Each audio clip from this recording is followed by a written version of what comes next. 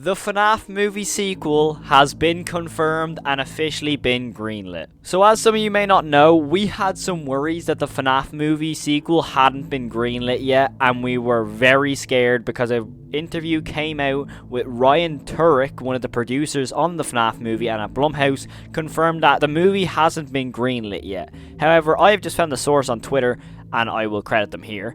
They have basically announced a lot of information behind the FNAF movie, basically confirming the second one is coming out.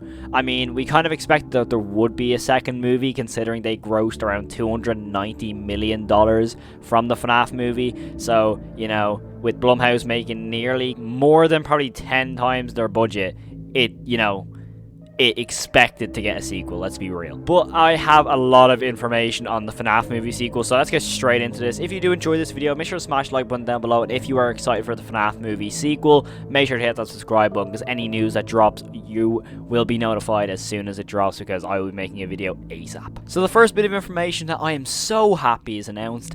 Emma Tami is returning as director for the sequel. Now, I was streaming last night, and we had a huge conversation about what is going on with the FNAF movie, and literally as soon as it ended, Emma Tami was confirmed to be returning as director, which I'm very happy about, because she deserves it, because I thought she took really good care of the first movie with the direction and some of the shots of the pizzeria outside. I thought it was great, some of the shots of the animatronics. Obviously, this shot of Vanessa is personally my favorite of the entire movie, but look, it is down to Emma Tami that this movie's direction was pretty solid.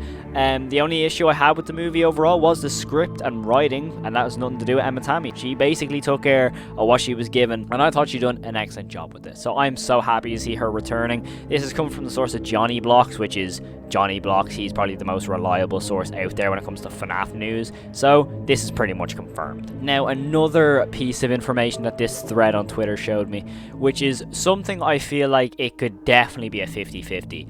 But apparently Jeremy Fitzgerald, who is this character apparently, will be making a more predominant role in this second film. Now, that is a bit of an iffy one for me, because why?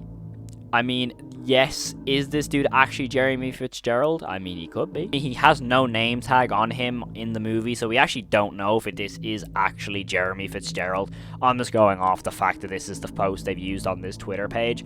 But is Jeremy Fitzgerald going to be in this movie? You never know. I feel like they're definitely going to add some characters, considering they're going to be doing completely different animatronics. What animatronics they're going to be doing, we have no idea. We genuinely have no idea what animatronics they're going to be using in this film. Whether they're going to be the toy animatronics. I think we can all say the puppet will be in this movie.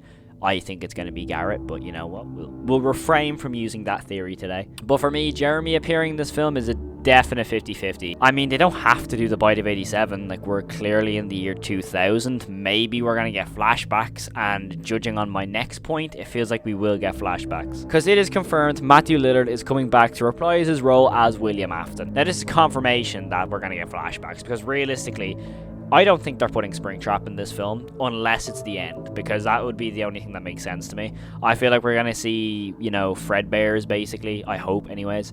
But I feel like we're definitely going to get Springtrap towards the end, not dead from the very start. I would love that. I would love for them to just go straight to FNAF 3, but there's too much plot holes for them to do that. So I hope that they kind of, I hate saying this, but I hope they kind of put William Afton aside, because I feel like him as Springtrap wouldn't work. However, if they bring him in as, Afton in, how we actually done the murders, that'd make more sense. I feel like in the first movie, Afton was very just sidelined. He wasn't really shown enough, definitely not enough anyways. So I hope we actually see a lot more of Afton. But it also is confirmed that Piper Rubio, who plays Abby, will be confirmed to come back to reprise her role as Abby. So I'm very happy, but this is the very big thing.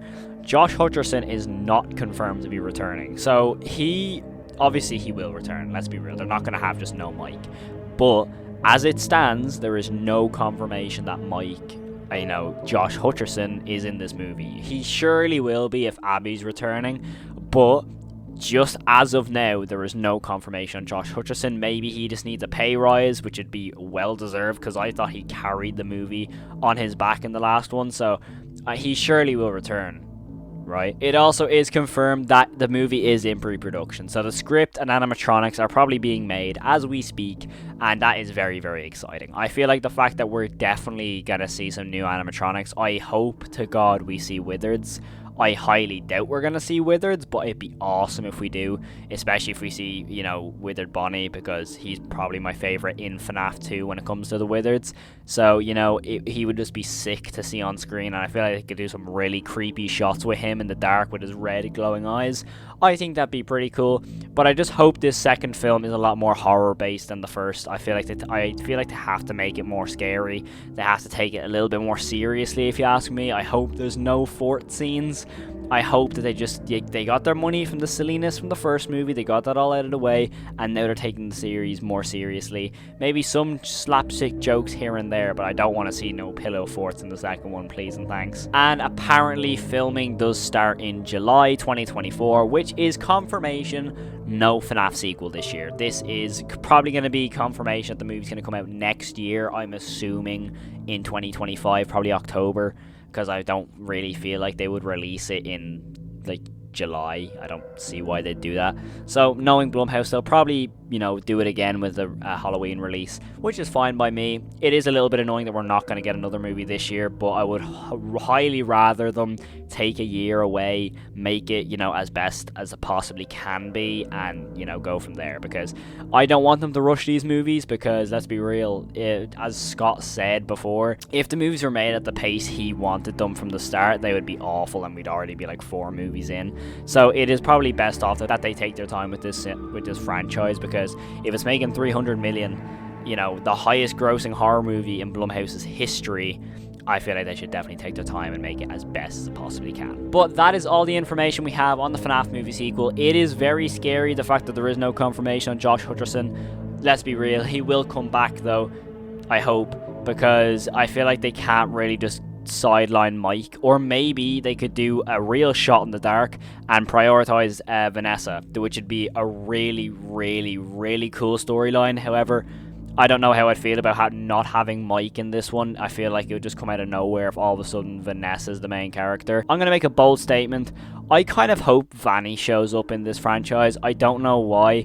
I really don't like Vanny in the games, and for me, I really hope she shows up in the movies, because she's got so much potential from what could have happened in Security Breach and stuff like that. And to see Vanny on screen, it'd be pretty awesome, even if it's just a dream sequence in Vanessa's sort of coma-like state at the end of the first movie. That'd be pretty cool. But that is all I've got for the news on the FNAF movie sequel. Let me know what you think in the comments below. Let me know what you think is going to go down in this movie, first of all. Is it going to be the FNAF 2 animatronics? Are we going to take a massive jump and possibly go for sister location with the come find me message? Is that going to go to sister location? Will it be FNAF 2? Will it be FNAF 4 in the likes of Abby, having nightmares of what's going on? I highly doubt that though. But let me know your opinions and predictions in the comments below. If you like anything to do with horror news and just horror movies, analog horror, and just mascot horror, this is the place to be, and I'd really appreciate if you could help me hit 1,000 subscribers by the end of January. If you want to help out, by the way, we do have a bet running on the channel. If we hit 50k by the end of the year, I will have to get a FNAF tattoo.